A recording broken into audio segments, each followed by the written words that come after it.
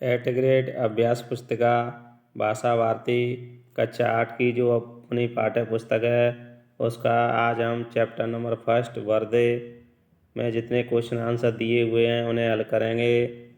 चलो शुरू करते हैं। पाठ 1 वर्दे, ये पूर्व तैयारी है, इसे आप पढ़ लेना।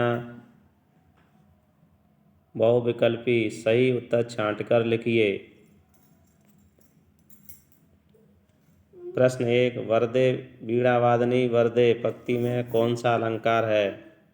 इसका जो सही राइट आंसर है, इसका आंसर होगा बी, अनुप्रास अलंकार। अगला नेक्स्ट क्वेश्चन नंबर 2, अमृत शब्द का पर्यायवाची कौन सा है? इसका राइट आंसर होगा अमीय, सी। क्वेश्चन नंबर 3, वीणावादनी किसे कहते हैं? इसका सही राइट आंसर होगा डी, माँ सरस्वती जी को वीणावादनी कहते हैं। अगला क्वेश्चन नंबर 4, कवि किसे जगमग करने को कह रहा है? इसका राइट आंसर होगा बी, संसार को। चलते हैं अगले नेक्स्ट क्वेश्चन पर। क्वेश्चन नंबर 5, अति लघु उत्तरीय प्रश्न, कवि स्वतंत्रता का मंत्र कहाँ भरने की बात कह रहा है? इसका आंसर होगा कवि भारत में स्वतंत्रता का मंत्र भरने की बात कह रहा है। अगले क्वेश्चन नंबर 6, विद्या की देवी किसे कहा जाता है? इसका आंसर होगा विद्या की देवी माँ सरस्वती जी को कहा जाता है। अगला क्वेश्चन नंबर 7, नव नव से कवि का क्या आशय है? इसका आंसर होगा नव नव से कवि का आशय नया आकाश है, क्योंकि यह हमें अभ्यास शब्दकोश से लिखना है। तो इसका राइट आंसर होगा नव माने होता है नया या नई, और नव माने आकाश। चलते हैं अगले नेक्स्ट क्वेश्चन, वर्दे कविता में वीणावादनी किसे कहा गया है? इसका आंसर होगा वर्दे कविता में वीणावादनी माँ सरस्वती जी को कहा गया है। अगले क्वेश्चन नंबर 9, लघु उत्तरीय, निम्नलिखित पंक्तियों का भाव स्पष्ट कीजिए। काट अंदूर के बंधन स्तर बहा जनन ज्योतिर्मय निर्जर, कलुष भेद तम हर प्रकाश वर जगमग जग कर दे।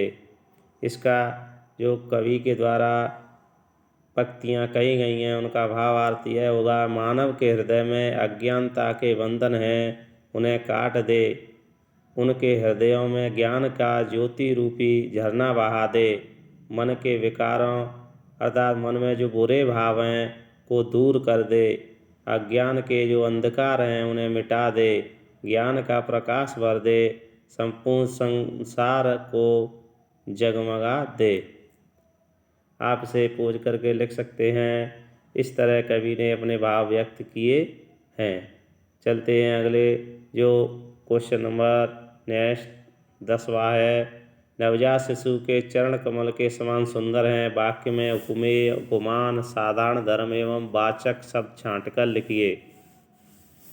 उपमेय उसे कहा जाता है जिसकी किसी से तुलना की जाती है या समानता स्थापित की जाती है। तो यहाँ पर नवजात शिशु के जो चरण हैं वह उपमेय है। उपमा जिस वस्तु से तुलना की जाती है, जैसे यहाँ पर कमल उपमान है, साधारण धर्म सुंदर और वाचक शब्द के समान है।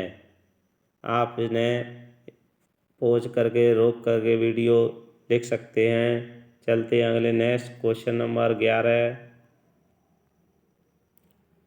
आकाश के 3 पर्यायवाची शब्द लिखकर उन्हें वाक्यों में प्रयोग कीजिए। आकाश के 3 पर्यायवाची निम्न हैं, नभ, गगन, आसमान।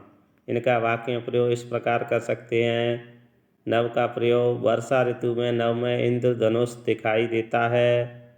गगन का प्रयोग इस तरह के 2, रात को गगन में तारे चमकते हैं। 3, आसमान नीला दिखाई देता है। चलते हैं अगले नेक्स्ट क्वेश्चन नंबर 12, उपमा अलंकार किसे कहते हैं, लिखिए। इसका जो आंसर होगा, उपमा अलंकार समानता के कारण जहाँ 2 वस्तुओं में तुलना की जाए वहाँ उपमा अलंकार होता है। चलते हैं अगले नेक्स्ट क्वेश्चन नंबर 13, आप माँ सरस्वती जी से अपने राष्ट्र के लिए वरदान में क्या क्या मांगना चाहेंगे? स्वतंत्र व्यक्ति है। इसका आंसर होगा हम माँ सरस्वती से वरदान चाहेंगे भारतवर्ष में स्वतंत्रता की नई भावना का अमर मंत्र भर जाए, मानव के हृदय से अज्ञान का जो अंधकार है दूर हो जाए, सर्वत्र ज्ञान की ज्योति का झरना बहने लगे, मन के विकार दूर हो जाएं, संसार ज्ञान के प्रकाश से चमक उठे, भारत गीत और छंद के क्षेत्र में नवीनता प्राप्त करे, प्रत्येक कंठ में मधुर स्वर हो, आकाश के स्वतंत्र वातावरण में नए कवि और गीतकार कल्पना के नए पंखों के सहारे उड़ान भरने में समर्थ हों। इस तरह से माँ सरस्वती देवी नए कवियों को स्वतंत्रता का नया स्वर प्रदान कर दे। इस तरह हम मैं या आप अपनी स्वतंत्र व्यक्ति लिख सकते हैं। आप वीडियो को रोक करके पॉज करके इसका आंसर लिख सकते हैं। चलते हैं क्वेश्चन नंबर अगला नेक्स्ट 14। वर दे कविता में कवि प्रकृति की किन किन वस्तुओं में नया रूप देखना चाह रहा है, विस्तार पूर्वक लिखिए। इसका आंसर होगा कवि निराला जी ने प्रकृति की वस्तु का चित्रण किया है। वे चाहते हैं कि प्रकृति में कोई भी वस्तु अपने पुराने स्वरूप में न रहे। वे चाहते हैं कि वहाँ मधुरता हो, भावुकता हो, सजीवता हो, क्योंकि प्रकृति अपने गति प्रधान स्वरूप में मनुष्य मन को शुद्धता, पवित्रता और कोमलता प्रदान करती है। प्रकृति अपने प्रत्येक बदले हुए स्वरूप में प्रेम और सौंदर्य का उपदेश देती है। प्रकृति के स्वतंत्र विकास से मानव विकास होता है।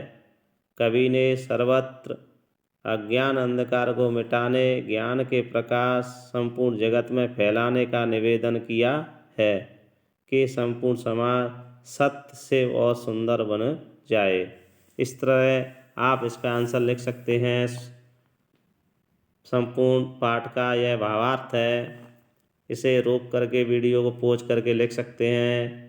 आपको ऐसी ही वीडियो अन्य प्राप्त करने के लिए हमारे चैनल को लाइक और सब्सक्राइब जरूर कर लेना। अन्य जो पुस्तक हैं उनकी अगर आपको वीडियो चाहिए तो लाइक, सब्सक्राइब एंड शेयर जरूर करना। अगर कोई बिंदु समझ में नहीं आए तो कमेंट बॉक्स में लिखना, दोबारा समझाने की कोशिश करेंगे। धन्यवाद।